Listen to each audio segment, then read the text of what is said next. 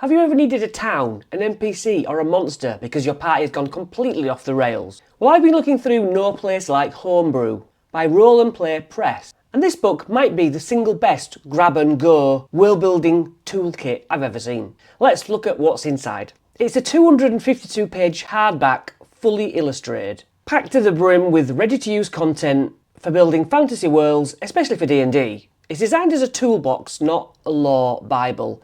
Everything is bite-sized, fast to scan, and incredibly plug and play.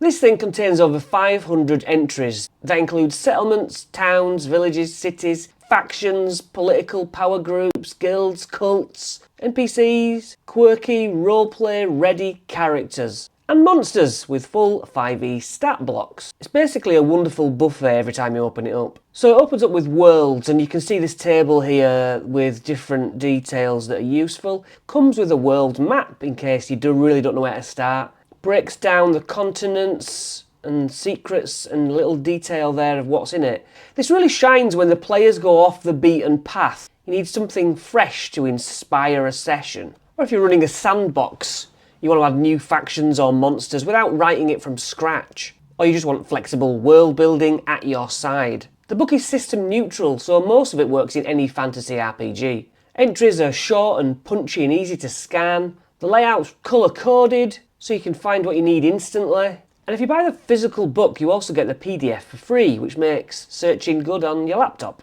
This is one of those books that becomes more valuable the longer you DM. Use it to fill the little unwritten corners of your world or create new inspiration when you hit a creative wall. But yeah, if your players love wandering off, then this could be a safety net. Its chapters break things down, so you know if you're going to get a city or a village or a settlement or an entire plane.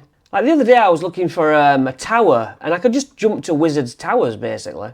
The Aurelian Eye Observatory could be used as it, or Adamastor Archives. It's known for its appearance, its layout, its loot. Nice and easy. Encounters inside it. But, I mean, just panning through it, you just get on inspiration immediately. So with kooky characters, quick tables, and things you didn't even know you wanted, this should have everything you need at the drop of a hat.